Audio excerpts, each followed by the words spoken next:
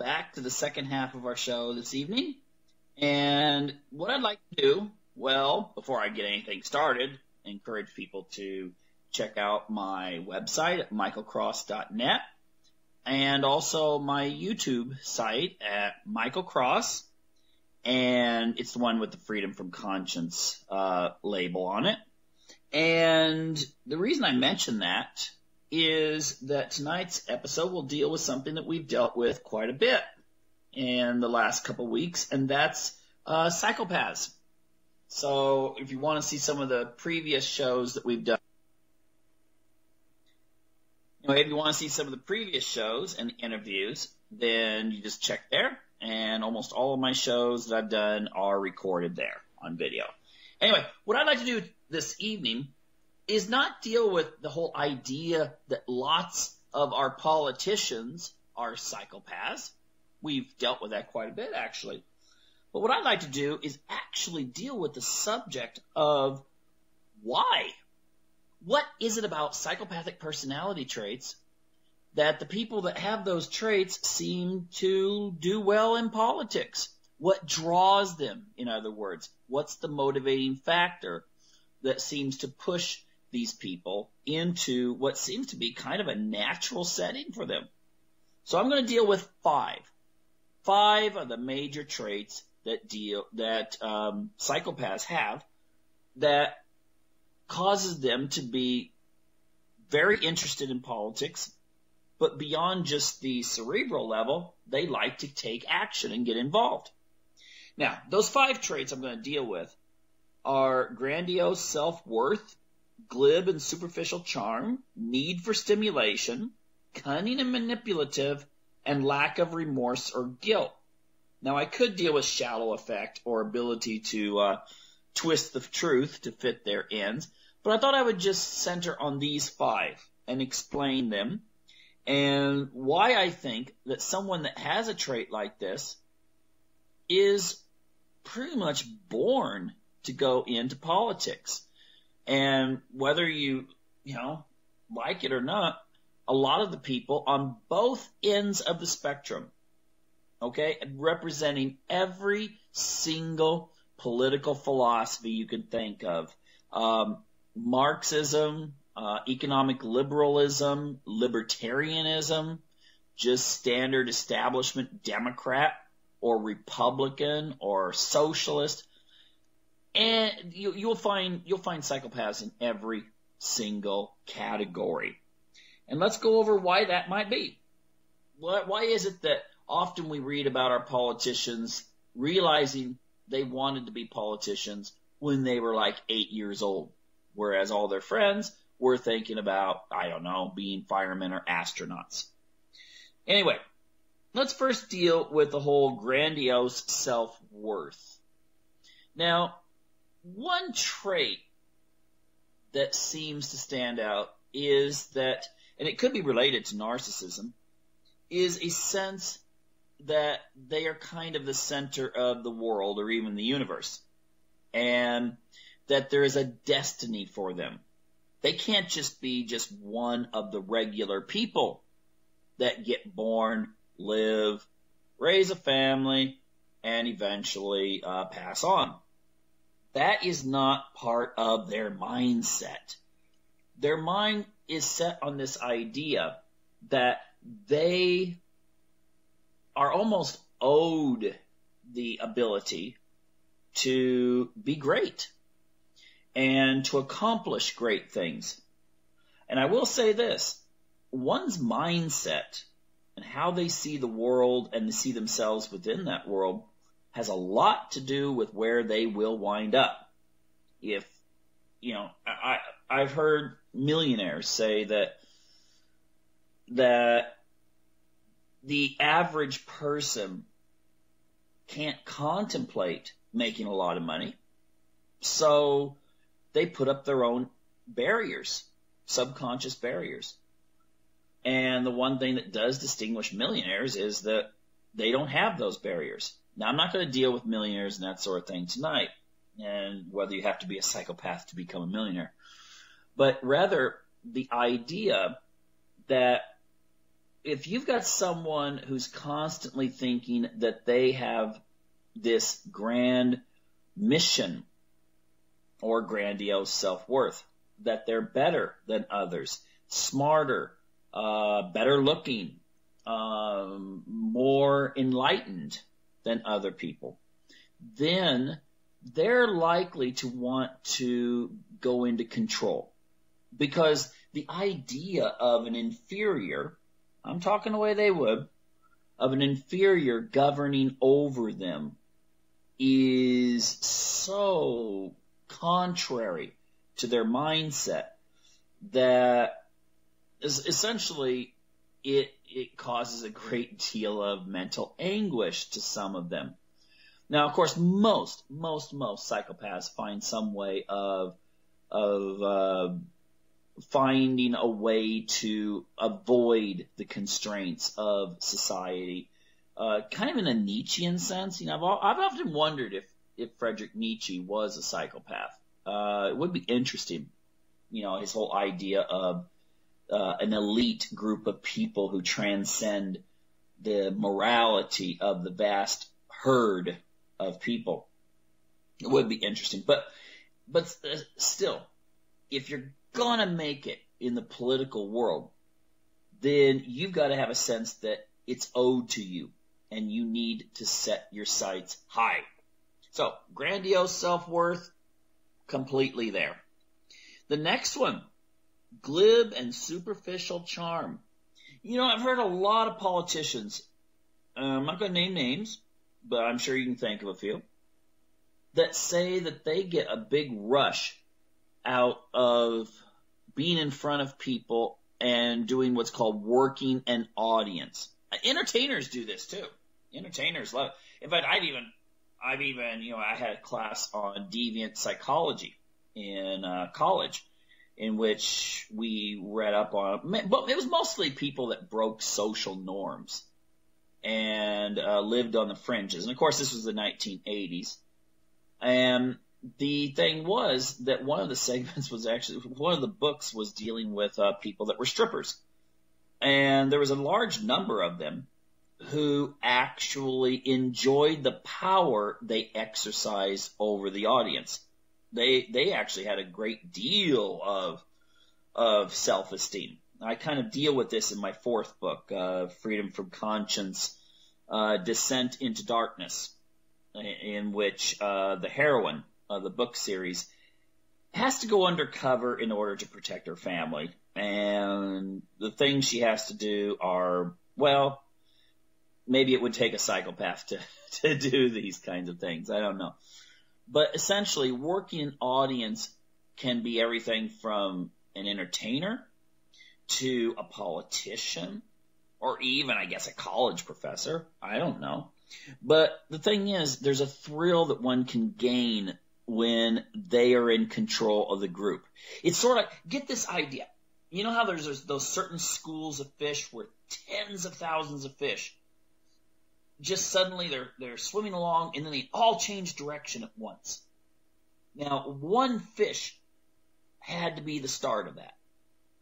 That is that thrill that a psychopath feels when they can get the audience eating out of their hand, that they're directing that big school of people. And often the reason why they're such good speakers in front of people is they're not even really thinking about each and every one of them. A lot of people, when they get up in front of an audience, they're thinking, oh, that person's looking at me this way. What is she thinking? What is this guy over here thinking? They must really think I'm stupid up here in front of the audience. And they shoot themselves down. Psychopaths don't care. They're looking at the audience and they're looking for approval, but they don't really think in the sense of that individual's thinking this, this, this, and this. This is a show. And so each time politicians go up in front of big audiences, it's like an audition. It's like your chance to be on one of these, these music shows and that sort of thing. And that is a thrill to them. And they're not scared of it. And they enjoy it. That's why sometimes you'll have politicians that can get up in front of massive audiences in different towns 5, 6, 7 times a day. They enjoy the process. Now, the thing about the superficial charm is sometimes they'll tailor themselves to the audience. They'll make themselves seem like they are able to relate to them. They may hate a sporting event. They may absolutely despise sports, organized sports. But they'd be more than willing to go to a football game or a basketball game or a baseball game and be seen there and looking like one of the regular people. In fact, I've even heard of some politicians, I'm not going to name names, but some politicians, when they go and speak before your audiences, if they go to the South, they get a fake Southern accent. And then they go to the North, they speak with a really proper Northeastern accent. And then they go to the Midwest, and they mimic the people around them. And I've heard radio commentators say that this must be some sort of training they take. I disagree. In many cases, I would disagree because the psychopath is able to read what the audience wants and give it back to them. Okay? They're not there necessarily to sell themselves. They're there to connect to the audience and express that audience's feelings. So the audience hears it and thinks, he or she's just like me. So I think sometimes these politicians that do the fake accents and stuff, it's natural because they're wanting to connect so that they can then, get their support. Makes perfect sense. It's like that technique about picking up on women that some of these people that are into neuro-linguistic programming do, where they tell guys that if you're sitting with a woman, start mirroring her. When she puts her hand on the table, you put your hand on the table. If she crosses her legs, you cross your legs. And it creates a subconscious connection between people. Okay? So, the glib and superficial charm basically means that they may hate speaking to the masses, they may hate small talk, but they'll do it in order to make themselves seem like the perfect candidate, whether they be a man or woman. The need for stimulation. Oh, come on. That is, again, we go back to the whole adrenaline rush of politics. It's a competitive sport. Who cares about basketball, baseball, wrestling, and all that kind of stuff? Politics in America is a blood sport, and many other countries too, but it is a blood sport in America. And the need for stimulation, everything's new, everything's exciting. Of course it's going to be an attraction. Politics is not that really boring civics, social studies lesson you had in high school, with the teacher that was like reading from a textbook. That's not what it's about. You get involved in the real thing, it's fun, okay? But the need for stimulation, believe me, it is going to be something that will send that serotonin level in your brain really high. And it's been said that psychopaths have a low level of serotonin that's produced naturally, which means they need a little bit extra kick in order to get the same thrill another person gets from something that's kind of mundane. So, in other words, perfect opportunity. There's other jobs too. With politics, there's a place where you can get a lot of thrills out of. Now, cunning and manipulative. Well, come on. Think about it. Modern politics, it makes the Hunger Games look like the Teletubbies. Okay? In politics, you're weeding it down to the last survivor. And so therefore, you have to find ways to either build yourself up or tear the other person down. Now, of course, in politics, you want to pretend like you're the good guy. And so I remember that show Primary Colors with John Travolta, where he was playing the character Bill Clinton. I mean, it was Bill Clinton, but you didn't use Bill Clinton's name. And then his wife, who I guess would represent Hillary Clinton. And the thing is that in the show, they find some really bad stuff on one of their opponents. And, of course, when the detective presents this, she thinks, you guys can't do this. We have too much ethics. We're not going to release this. And the wife, the Hillary, I guess, representation, she's going, no, we can't do that. And then she pauses and says, we'll have to release this through newspapers and stuff. We'll send it out, but it can't be attached to our names. And that's the way politics works. I'm not going to single out, any politician on that one. If you find negative stuff, you're going to use it. And cunning and manipulative, it can be dealing with knocking out your opponents. It can be getting support. It could be that horrendous experience that politicians have to go through when they have to go before businesses and labor unions and that sort of thing and beg for money, especially when they first start out. They have to be able to sell themselves to those people. And that's, take about the challenge there. Many of the people, that they're having to go in front of are too psychopaths. Okay? And you have a dance of psychopaths there, where one of them that has the money has to be persuaded that this guy or this girl is going to be really good as an investment for your money. And there will be a payoff, whether it's ideological or you'll get laws that'll help you monetarily or both. Okay, and I think that's something a lot of people don't think about. But, you can't feel guilty either. You hurt people, you cause problems with your policies, you tear apart your opponent on stage and make them look like idiots, and so forth. The average person would feel very guilty about this, and that would hamper them. Psychopaths have very little guilt, and so, if any, and so therefore they just look at it like, hey, this is part of the game. This is how it's done. They don't feel bad. Okay, they do not feel bad about causing pain and anguish of their opponents, whether those opponents be fellow politicians that they're competing against, or interest groups and other peoples that they just don't particularly care for. And finally, the thing is, if you put all these together, okay, if you put all of these traits together, the superficial charm, the high level of self-worth, the need for stimulation, cunningness, manipulativeness, and lack of remorse or guilt, then you've got the perfect predator. And,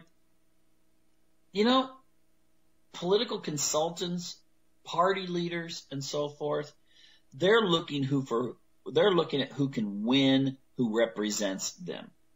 So therefore, they're on the lookout. They are the filters. Okay? They filter. They filter out the people who they see at the low level who show promise. And then as they start growing, they start meeting different people. You start graduating from that local chamber of commerce type people and the local union people and so forth. And then you start talking to the people that are more at the state and then the national and then transnational corporations and large lobby interests and so forth. This is part of the cycle that gives us 100 senators, 435 congressmen, and a president, not to mention the courts, because it may be a certain different game there, but it's still the same basic concept. So I don't think you're going to find that the judicial system is going to be devoid of these people. Okay? It's going to have just as many, if not more. And then you throw into this the press, and then you throw into this, like I said, the businesses and the lobbies and that sort of thing. And you've got a country that, even though psychopaths only comprise about 3% of the male population, about 1% of the female population, I'm sure that if you went to some big political event, I'm not talking about the little local things, but at least at the state level, that would bring in a lot of state leaders, then it would be interesting to see how those people score on these checklist tests. It would be really interesting. So anyway, maybe 2016 elections, look out there and you're thinking, my gosh, what possesses these people? Well, maybe you need to look a little bit at psychology to understand exactly how the system really works. Okay, we're running out of time here, so I encourage people to check back in next week for another edition of Unlock the Door Radio here on UCY TV Productions.